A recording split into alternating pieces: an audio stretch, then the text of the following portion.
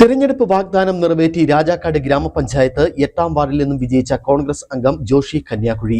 Rajakkad town bypass road സഞ്ചാരയോഗ്യമാക്കുമെന്ന വാഗ്ദാനമാണ് ജോഷി നിറവേറ്റിയത്. കെട്ടിടാവശിഷ്ടങ്ങൾ കൊണ്ട് നികത്തിയ റോഡിലെ കുഴികൾ എത്രയും വേഗം ടാർ ചെയ്യാനുള്ള ശ്രമങ്ങൾ നടത്തുമെന്നും ജോഷി വ്യക്തമാക്കി.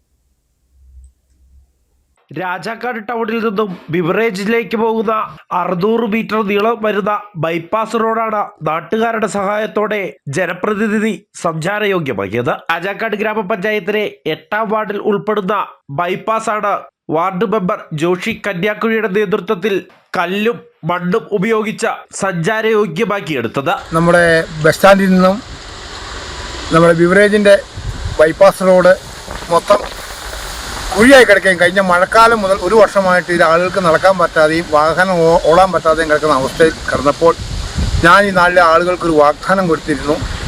ഈ റോഡ് ഞാൻ ജയിച്ചാൽ ഉടൻ തന്നെ ഈ റോഡിൻ്റെ പണി അത്യാവശ്യം വാഹനം ഓടാവുന്ന സംവിധാനം ആക്കാമെന്ന് പറഞ്ഞിരുന്നു. അതിൻ്റെ ഭാഗമായിട്ട് കഴിഞ്ഞ ദിവസം ഒരു കെട്ടം പൊളിച്ചത് മുഴുവൻ കൊണ്ടുപോയി ഈ റോഡിൽ ഇട്ട് നിരത്തിക്കൊണ്ട് JCB ഉപയോഗിച്ച് നിരത്തിക്കൊണ്ട് ആളുകൾക്കും വാഹനങ്ങൾക്കും സുഖമായ രീതിയിൽ നടക്കാൻ പറ്റുന്നൊരു സംവിധാനം ഞാൻ ഉണ്ടാക്കി. പുതുതായി തിരഞ്ഞെടുക്കപ്പെട്ട ജോഷി ടൗണിലെ ജനങ്ങളോട് പറഞ്ഞത് 5 ദിവസത്തിനകം ഈ റോഡ് സഞ്ചാരയോഗ്യമാക്കുമെന്നാണ്. കഴിഞ്ഞ 10 വർഷമായിട്ടും റോഡിന്റെ ശോചനീയാവസ്ഥ പരിഹരിക്കാൻ കഴിഞ്ഞ ഭരണസമിതിക്ക് സാധിച്ചിരുന്നില്ല. ഈ പ്രശ്നമാണ് പുതുതായി തിരഞ്ഞെടുക്കപ്പെട്ട വാർഡ് മെമ്പർ ജോഷി കന്യാകുഴി 5 ദിവസം കൊണ്ട് നടപ്പിലാക്കിയത്. ഇതോടെ വിവിധ സംഘടനകൾ ജോഷിയെ അഭിനന്ദിച്ചു.